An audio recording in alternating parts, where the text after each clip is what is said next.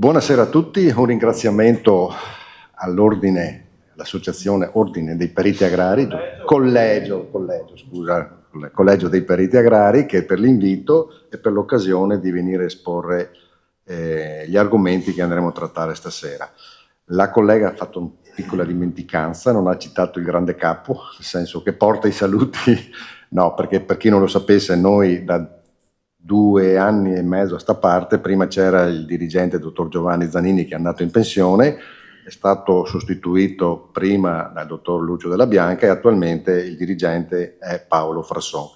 È un giovane, è uno dei giovani che stanno venendo avanti, si dà un grande affare, insomma, con alti e bassi la cosa continua ad andare avanti. È un intervento, è una relazione a più mani, compreso soprattutto la dottoressa Alessandra Sbizzera, che è una dei giovani, degli ultimi giovani che sono stati assunti, ne sono arrivati 13, se non leggo male, e hanno rinforzato, diciamo, l'organico del servizio fitosanitario, anche perché quest'anno ce ne sono 3, compreso il sottoscritto, ce ne sono 4 che vanno in pensione, e non con i 65, ma vanno con ben oltre, insomma, arrivano con i 67, per cui adesso sono arrivati alla fine della carriera lavorativa, giustamente. Detto questo, c'è parecchio materiale, per cui si pensava, d'accordo con Alessandra, di fare una cosa abbastanza non sbrigativa, un po' veloce, insomma, per fare un flash e per cercare di portare tutta una serie di notizie in modo che poi, se uno vuole approfondire, ci sono diversi sistemi. Soprattutto si può accedere al nostro sito, che recentemente è arrivato un giovane collega suo, è decisamente più bravo del sottoscritto o di quelli della mia età, e ha rimpinguato tutto il sito del servizio fitosanitario, inserendo tutti gli ultimi aggiornamenti e rendendolo anche molto più veloce nel cercare di accedere e di andare a visionare determinati documenti. Detto questo, io mi fermo qua, scusate se non parlo col microfono in mano, però mi trovo meglio, insomma, a far scorrere e commentare direttamente il tutto. Abbiamo esattamente 103 anni, perché siamo nati nel 1923, sede a Buttapietra, che è in provincia di Verona, uffici a Venezia, Padova, Rovigo, Treviso, Belluno e Vicenza. In ogni di questo c'è un ufficio periferico. Principali attività: applicazione delle normative fitosanitarie, controllo vivai, emissione dei certificati fitosanitari, che è il lavoro maggiore, che per farvi un numero siamo arrivati l'anno scorso a emettere 8.500 certificati su un centinaio di paesi. Sarebbero i certificati che vengono emessi per l'esportazione di merce dall'Europa verso questi paesi, e raggiungendo circa una 60ina di paesi, per cui abbiamo extraeuropei, stiamo parlando. Poi facciamo dei monitoraggi sui nuovi parassiti, abbiamo un laboratorio delle analisi e alla fine ci occupiamo della difesa delle culture, produzione integrata, organizziamo degli incontri, insomma cerchiamo di portare avanti tutto quello che era la storia del servizio fitosanitario, perché ovviamente sono cambiate tante cose. Una volta non c'era la prima parte, si parlava solo di difesa, c'erano ancora i tecnici che andavano in giro per le aziende. Prima di parlare delle nuove entrate, un flash proprio veloce per farvi capire come funziona tutto il palcoscenico. Allora, tutto quello che riguarda le malattie, sia da parte di insetti, da parte di funghi, da parte di batteri, viene gestito dalla Comunità Europea attraverso dei regolamenti. Questi regolamenti vengono emessi a cadenza decennale, perché vanno sempre ad aggiornarsi o sostituire o cercare di migliorare. L'ultimo in ordine di tempo che noi facciamo riferimento è quello del 14-12-2019, che è il regolamento 2031, che è la pietra miliare di cui stiamo facendo adesso. E praticamente si occupa delle misure di protezione contro gli organismi nocivi. Accaduta nello stesso giorno è entrato in vigore il regolamento 2072, il quale va a individuare quali sono le norme da rispettare e quali sono gli argomenti che vengono citati. All'interno di questo documento ci sono delle tabelle dove vengono individuati gli organismi cosiddetti da quarantena, cioè che sono organismi non presenti in Europa, ve li ho riassunti sulla prima tabellina, per cui 12 batteri, 33 funghi, fino ad arrivare ai fitoplasmi che sono rimasti, che l'ha coperto la cosa, le piante parassiti, eccetera, eccetera. Se dopo uno vuole andarle a approfondire, va in questo regolamento e li vede. Sotto vedete come è strutturato. Dall'altra parte c'è una seconda lista, che sono organismi nocivi presenti sul territorio, ma che si sta cercando di mettere in atto tutta una serie di strumenti per cercare di bloccarli.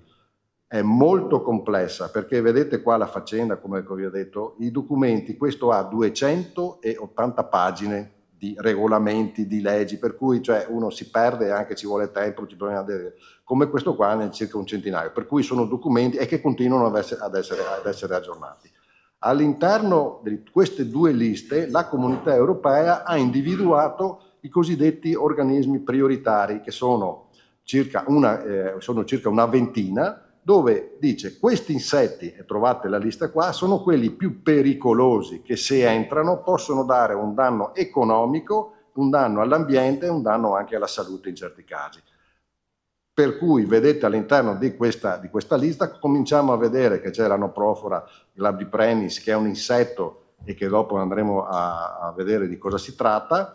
Troviamo la pupiglia japonica, che è l'altro parassita che è entrato, e dopo vediamo cosa sta arrivando. E sta arrivando anche la Bactrocera dorsalis.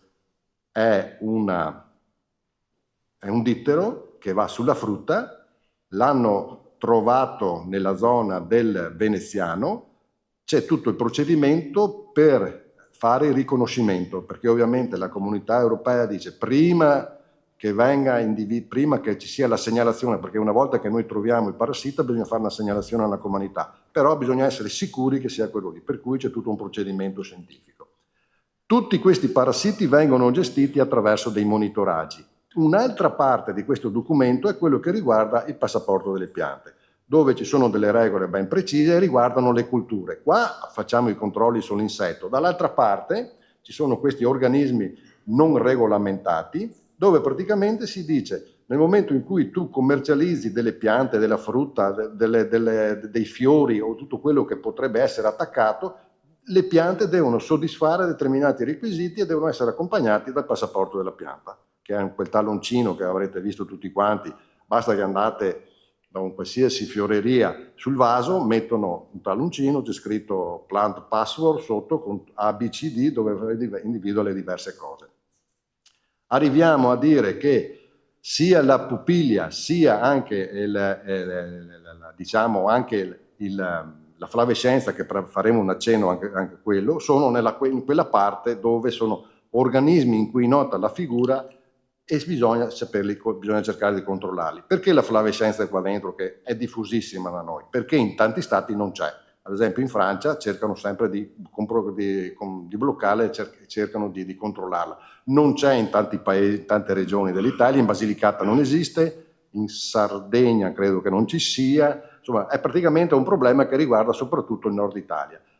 Per questo la vedete ancora inserita all'interno di questo documento. E poi abbiamo la nostra Aloprofora glabripennis, che invece è inserita nella lista A, per cui di quelli che sono appena arrivati. Vi dicevo prima dei monitoraggi, noi facciamo dei monitoraggi mensili per conto della Comunità Europea. Questi sono quelli che il nostro collega ci ha avviato, che dovevamo fare nel mese di marzo, dove vengono individuati quali sono i parassiti che hanno la priorità per essere controllati e dove dobbiamo andare, in modo da avere un quadro a fine anno di come sta andando la situazione. Pupiglia japonica. La pupiglia japonica è uno dei primi che vi illustro sempre abbastanza velocemente. Lui è un insetto originario del Giappone. Io invito l'Alessandra, se mi dimentico qualcosa, da aggiungere, perché è un attimo dimenticarsi. Vedete che praticamente lui è nato di qua, dopodiché si è spostato e diffuso soprattutto nell'America, e dopodiché è arrivato, diciamo, all'interno della regione. Ovviamente come arrivano? Arrivano, l'ha accennato prima Giovanni, con gli scambi commerciali, perché oramai il commercio è ampio, il commercio è a livello mondiale, per cui gli insetti si insinuano all'interno dei mezzi di trasporto, oppure anche nella merce stessa, e arrivano in quel paese, e trovando libertà loro si moltiplicano e sono molto, molto dannosi sul territorio. La pupiglia iaponica, la vedete in questa foto, si riconosce soprattutto per questi ciuffetti, ha 5 ciuffetti bianchi sui dorsi e 2 finali, questi ciuffi bianchi, ed è la caratteristica fondamentale, perché dopo vi farò vedere un'altra diapositiva, più avanti un attimino, fra non molto, dove ci sono degli insetti che si assomigliano, per cui è che abbiamo già avuto occasione di che ci hanno chiamato, hanno fatto una segnalazione per dire siamo pieni di pupiglia. No, in realtà non è vero, era qualcos'altro. Questo è l'insetto, qua ci sono tutte le diverse forme delle larve, delle ovature, eccetera, eccetera. Ripeto, dopo se qualcuno vuole andare a approfondire, i danni maggiori sono sui prati, perché loro amano le radici delle graminacee, praticamente loro deposano le uova, nascono le uova, rimangono nel terreno, vanno ad alimentarsi delle radici e dopo un periodo di alcuni anni nascono e escono e viene l'adulto. L'adulto va sull'apparato da fogliare, arrivano qua da fine maggio a fine giugno, a fine estate e provocano i danni. Colpiscono, hanno bocca buona, diciamo, non hanno problemi di dire questo sì, questo no, hanno circa 300 ospiti, qua ci sono tutta una serie di foto, dalle piante ornamentali alle piante spontanee alle piante coltivate. I danni degli adulti sono questi, fanno delle rosure a livello fogliare, mentre le larve sono quelle che per prime sono state rilevate perché avevano cominciato a fare il danno nel parco del Canton Ticino in Lombardia, sollevando il terreno. Qua sta una foto non fatta certo da noi, qua siamo a San Siro, all'ippodromo di San Siro, dove praticamente si vede che tutto il terreno tende ad essiccarsi, le piante tendono ad essiccarsi perché l'apparato radicale è inesistente, è stato mangiato. Queste sono le diverse tipologie, come vi dicevo prima, bisogna stare attenti per non confonderli, perché una dei coleotteri che maggiormente sono ritornati, perché li avevamo sempre avuti, è l'Anomala vitis. Questo qua assomiglia tantissimo, solo che è verde, mentre questo qua è un po' più bronzato, è questi ciuffetti che bisogna sempre ricordarsi. L'Anomala vitis, ho trovato le schede della prima guerra, tra le due guerre, che nel Veronese era un grossissimo problema, dopodiché con i prodotti fitosanitari che c'erano è stato lentamente. Adesso sta tornando. Un anno, 2 anni fa abbiamo fatto un controllo io e la collega su un vigneto abbandonato, insomma a un certo punto ne è uscito un sciame, sembrava preso anche paura perché avevano mangiato tutto. Ecco, non è da confondersi con la pupiglia, questo è il discorso. È stata trovata attraverso i monitoraggi, che possono essere anche segnalazioni del pubblico cittadino, non sempre noi li troviamo, abbiamo segnalazioni che praticamente ci comunicano che hanno individuato delle criticità. Ecco, le segnalazioni ad esempio state trovate nel Brentino bellunese, per cui siamo in questa situazione ai confini tra Treviso e Belluno, no scusate, questo è Riese Pio X, qua siamo. Brentino bellunese, questo qua in alto è sul confine con Trento, mentre l'altro grosso focolaio è stato trovato a Villafranca di Somma Campagna.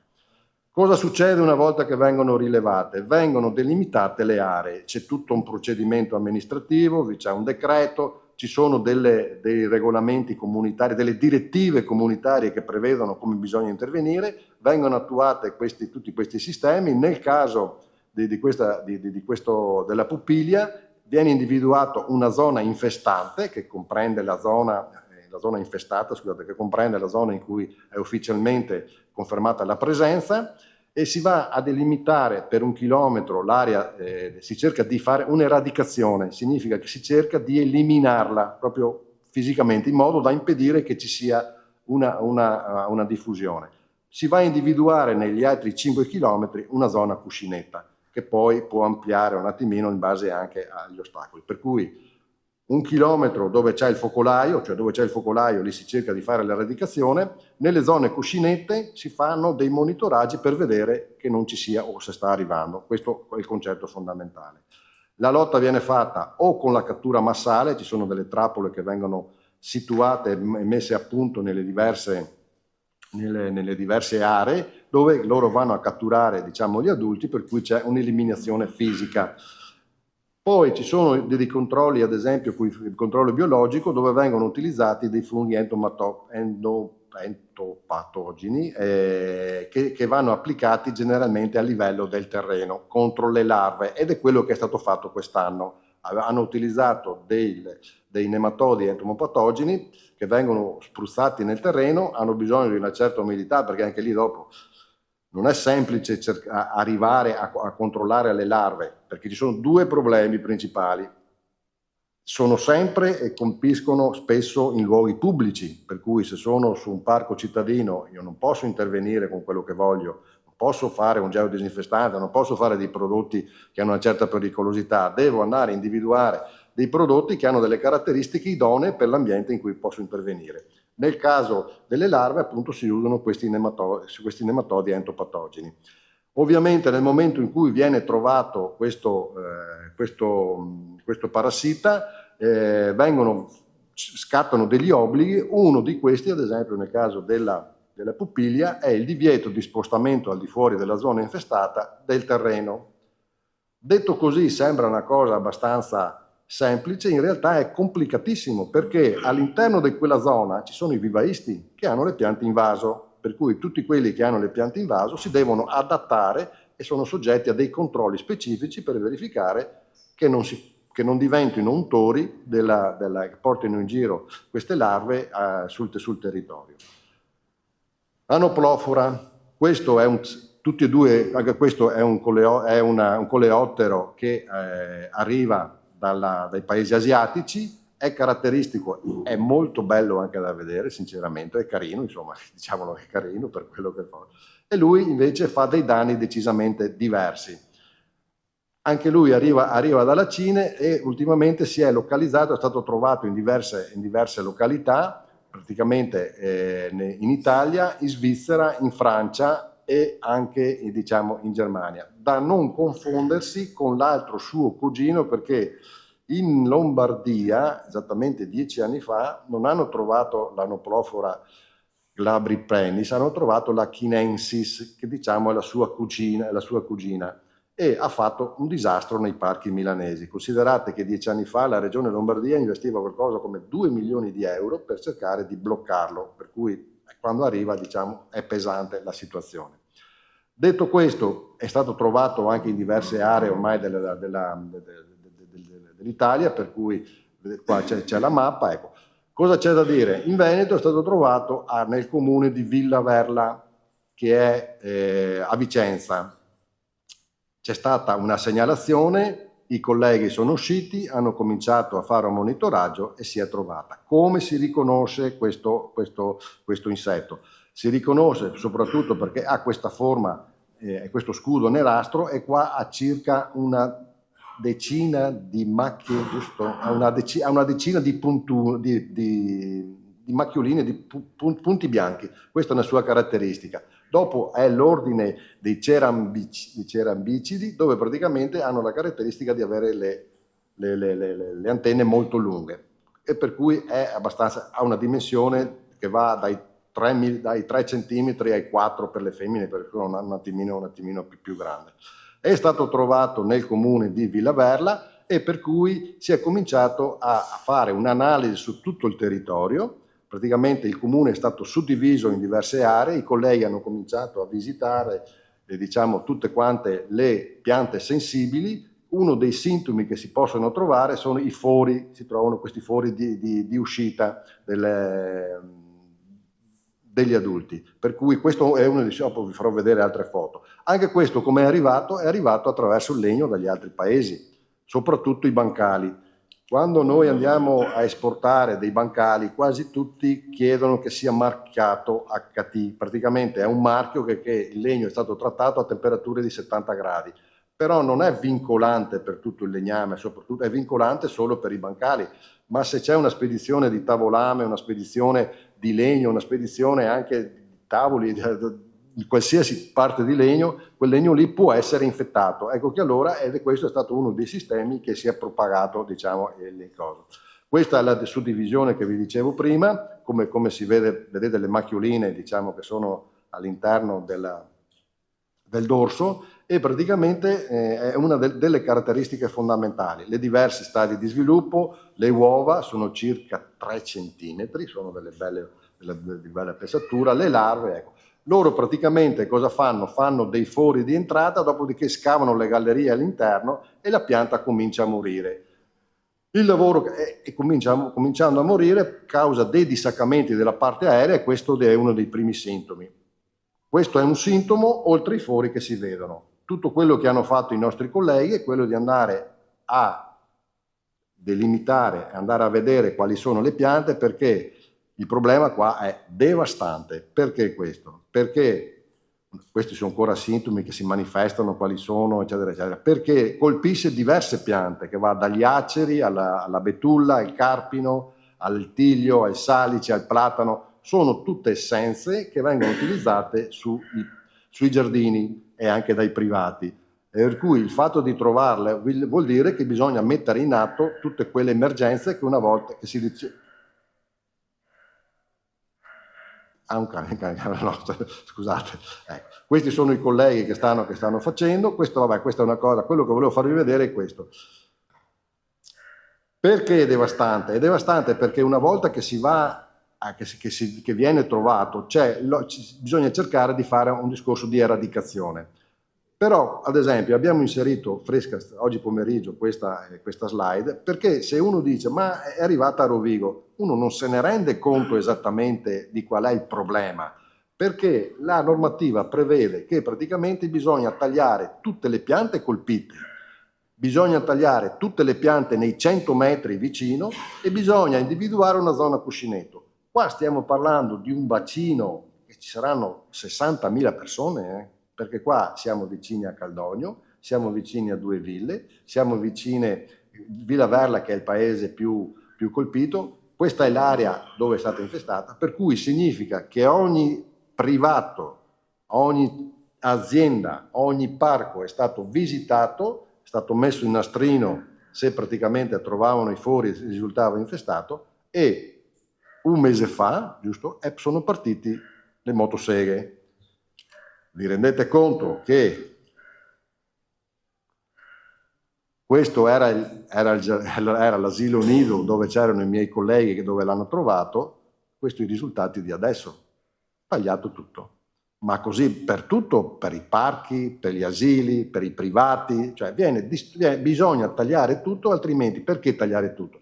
Perché le larve sono all'interno, bisogna impedire che ci sia la fuoriuscita dell'insetto. Ecco che allora prima viene tagliato, dopo viene triturato e dopodiché viene portato in un digestore, si può bruciare, ecco, c'è tutta la procedura. Per cui questo è il coso di fondo. L'altra cosa che volevo dirvi è che praticamente come riguarda la pupiglia c'è una zona infestata dove appunto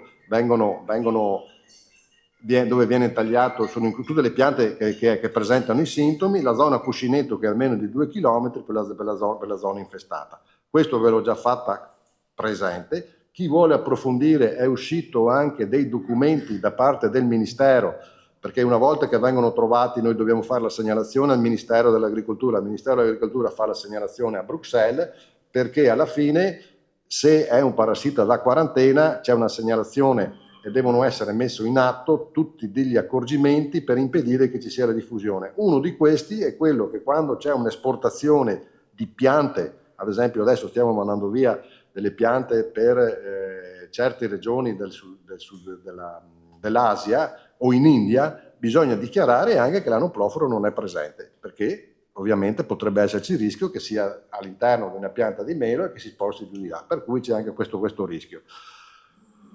Questo è quello che avevamo già detto nelle aree delimitate, qual è quello che si sta facendo, che bisogna fare. Ovviamente automaticamente scattano dei divieti sulle aree demarcate, per cui non si può più piantare degli acidi, del carpino, dei platani, del popul, della tilia. Ecco. Ripeto, uno che ha visto prima e adesso va a vedere dopo cosa sta succedendo, ovviamente è molto triste, ecco, perché ovviamente si sta tagliando anche roba storica, viali alberati, il comune aveva un viale di tiglio spettacolare, io ho visto le foto, praticamente adesso lo hanno eliminato completamente, proprio per cercare di riuscire a contenere questo infestato. L'altro lavoro che si sta facendo anche qua è quello di informare. A proposito di informare, vi ho portato delle schede che sono rimaste dentro la borsa, dopo le lascio qua se qualcuno vuole anzi, le lascio a disposizione per dipendere. Chiuso. L'altro parassita che dobbiamo parlare è il discorso della flavescenza. È stato un grossissimo problema, è ancora un bel problema, però le cose si sono ridimensionate. Allora io non ho la presentazione di quali sono i sintomi, di quali sono le situazioni da adottare, eccetera, eccetera. Io ho riportato un documento che ha predisposto il mio collega, che è molto più cormoso, ho estratto alcune slide, per far vedere un attimino qual è la situazione inerente al territorio regionale. Questo è il decreto di lotta obbligatoria ogni anno, perché vi dicevo che rientra tra i parassiti che sono presenti, ma bisogna cercare di tamponare. Sono presenti, si fa un decreto di lotta obbligatoria che esce, per cui c'è l'obbligo di intervenire con i 2 trattamenti di prodotti di sintesi, se praticamente si utilizzano prodotti normali, altrimenti 3 trattamenti se ho i prodotti biologici. Questa è tutta l'area delimitata, ovviamente non comprende le zone alpine oppure la provincia di Belluno, perché non c'è la flavescenza, perché non ci sono neanche i vigneti. Tutto il resto rientra nelle aree che sono delimitate, che devono eseguire i trattamenti.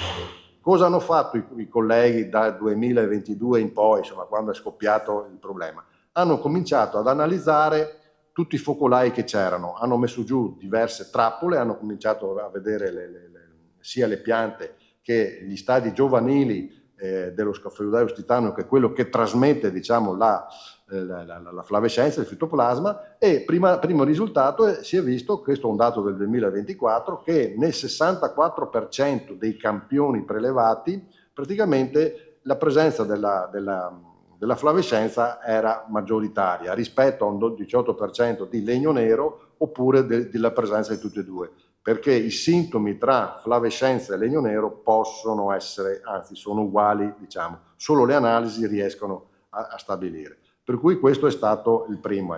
Vedete che la zona dove c'è il glera, il 94% è flavescenza, come dato totale, no che il 94% dei vigneti siano colpiti, no, attenzione, cioè bisogna leggere in questa maniera. Gli studi sono proseguiti, dove praticamente hanno cominciato ad installare delle trappole, i miei colleghi e anche ragazzi che vengono assunti come rilevatori, hanno cominciato ad installare le trappole, ne hanno messe 160 circa su tutto il territorio, dopodiché hanno fatto delle misure prima dei trattamenti di lotta obbligatoria, perché qual è lo scopo? Lo scopo è quello di dire, siccome tanti prodotti non ci sono più e sono stati abbandonati, bisogna andare a individuare altri prodotti alternativi, ma bisogna rendersi conto e capire se sono efficaci o meno, perché, lasciatemelo dire, quando avevamo il clorpirifos, il Dusbran, un trattamentino, i problemi zero. Purtroppo, secondo me, è stato gestito in una maniera male, che è stato revocato completamente, si poteva limitarlo a un trattamento all'anno, insomma, c'erano altre strade. Proprio stamattina eravamo a Rosolina, che aveva fatto il primo incontro, e c'è stata l'ennesima conferma da parte di una società che ha detto ormai l'ordine tassativo è portare a casa sempre un qualcosa, nel senso, ci sono problemi su quel determinato prodotto, non rinunciare, accettiamo dei vincoli che ci vengono messi, che possono essere in ordine temporale un trattamento ogni 3 anni, un trattamento che ha un periodo di carenza di 100 giorni, però è importante mantenerlo in modo da avere delle aree, altrimenti siamo sguarniti. Qua hanno fatto questo studio, hanno fatto dei trattamenti hanno fatto analizzare prima della lotta obbligatoria e poi sono ripassati praticamente dopo una volta che hanno fatto i trattamenti. Allora, cosa si vede? Su 157 vediamo che ad esempio sui 27 vigneti in bio, prima eravamo 10 aziende non avevano assolutamente un problema, mentre il puntino nero è quello che effettivamente c'era una percentuale, una densità dell'insetto che era superiore, era sulla parte nera, per cui superiore a quella soglia minima che è circa di 2 a metro quadro, diciamo, come insetto. Avevamo 8 aziende. Una volta che siamo intervenuti, la soglia si è abbassata a 2. Cosa significa questo? Significa che abbiamo vissuto i periodi bui, li chiamo così io, dove eravamo abituati con determinati prodotti che se anche intervenivi in periodi un po' più lunghi rispetto a quelli che vengono individuati adesso, perché queste forme ci servono anche per capire qual è il momento ottimale per cercare di entrare, perché ormai i prodotti sono sempre più selettivi. Prima avevo dei prodotti che potevo anche ritardarmi e riuscivo a risolvere il problema. Non ci sono più questi prodotti, ovviamente tutti quanti dobbiamo abituarci a ragionare in maniera diversa, tanto la malattia non aspetta nessuno, la flavescenza è scoppiata e praticamente da lì è come sono cominciati tutti quanti le ricerche per andare a capire e individuare quali sono le cose. Questa è sempre un'altra ricerca che è stata fatta per andare a vedere sulle diverse varietà qual è la percentuale. Ovviamente va letta in una certa maniera, ma lo scopo è quello di farvi capire che le cose stanno migliorando. Stanno migliorando, ma però non bisogna abbassare la guardia, perché ovviamente uno dei problemi, sempre che l'aveva accennato Giovanni, è che praticamente siamo oramai in una fase di monocultura in certe aree. Esiste solo vigneto, vigneto, vigneto, vigneto. Punto. Per cui questo significa che lì c'è una situazione fortemente a rischio per il coso.